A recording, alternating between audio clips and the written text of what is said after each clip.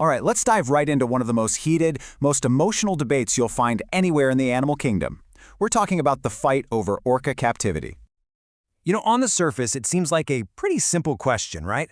But underneath, oh man, it sparks this incredibly fierce debate. You've got powerful, deeply held arguments on both sides. So let's break down exactly what those are. So you've got two camps, really. In one corner, you have proponents like SeaWorld, who say, hey, this is vital for education, for science, for rescuing animals. But in the other corner, you have opponents who are saying, no way, this is just cruel. It messes with the animals' minds and puts human lives at risk. Okay, to really get a grip on this whole thing, we've got to start by looking at the case for captivity. Let's hear the argument directly from the institutions themselves, like SeaWorld, about why they believe these parks should even exist. And first thing you notice is just the sheer scale we're talking about. 11 million people. That's how many visit SeaWorld every year. And their argument is that these visitors get this personal, enriching, inspirational experience that, they just couldn't get anywhere else. For them, that public engagement is absolutely central to their whole mission. And this really gets to the core of their justification. SeaWorld says, look, we're not just an amusement park. They position themselves as these vital educational and scientific institutions. The argument is that the work they do directly benefits our understanding of these incredible animals. So they build on that point by highlighting their animal rescue programs, and they've done a lot of them. They also make the case that, hey, a lot of what we even know about orca biology, we learned right here in our parks. And they'll tell you they provide the best possible care in what they call the largest and most sophisticated habitats ever built. That's the case they're making. But, as you can imagine, there is a very powerful and frankly disturbing counter-narrative. It's one that challenges pretty much every single one of those claims, and it really focuses on three key areas of harm. And the first one is a big one, the profound danger to humans. Critics argue that captivity just fundamentally changes these animals. It takes these apex predators and makes them dangerously unpredictable. And think about this. It's a really stark contrast. We have zero records of an orca killing a human in the wild. Zero. But in captivity, well, that's a whole different story. And to really see this, you just have to look at the story of one orca, Tilikum. His life in captivity was just tragically marked by 3 separate human deaths. It started in 1991, when a trainer drowned. Then, in 1999, a man who snuck in after hours was found dead in Tilikum's pool.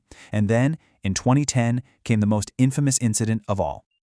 This description, it's graphic, and it's hard to hear, but it details the horrific attack on Don Brancho, who is one of SeaWorld's best, most experienced trainers.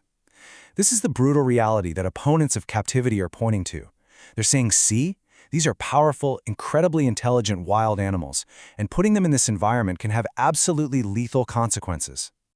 So, that's the danger to humans. The second major argument zeroes in on the harm to the whales themselves, the severe physical and psychological toll the captivity takes. Just look at this number. Over 130. That's how many orcas have died in captivity over the years. And this is a really stark statistic because in the wild, orcas can live as long as we do. So opponents point to this number as clear evidence that captivity dramatically, tragically shortens their lives. And this right here really illustrates that central conflict perfectly. On one side, you have SeaWorld's claim. The whales get great vet care, plenty of food. But on the other side, you have Tilikum's reality. The documentation shows he spent his last years ravaged by infections, often just floating listlessly in a small enclosure. The two pictures couldn't be more different. Okay, and that brings us to the final major argument against captivity. And this one is all about the incredibly complex social lives these animals have. You see, in the wild, orcas live in these super tight-knit, lifelong family pods. Critics argue that captivity just shatters those essential bonds. Listen to this story about Namu. He was one of the very first orcas ever captured for display. And it's just heartbreaking. After they caught him, they towed him 450 miles in this floating pen, and his entire family, his pod of 20 to 25 orcas, followed him for most of that journey. And this is the point experts make. When you tear these family bonds apart, when you separate mothers from their babies, the psychological damage is just inestimable. You can't even measure it. And many believe that this stress is the root cause of so many of the health problems and, yes, the aggression we see in captive orcas. Okay, so after hearing all that, the case against captivity seems pretty strong, right? So the obvious question is, well, why don't we just set them all free? And that's where things get really complicated. And the perfect example of this is the story of Keiko. Yeah, that Keiko, the star of Free Willy.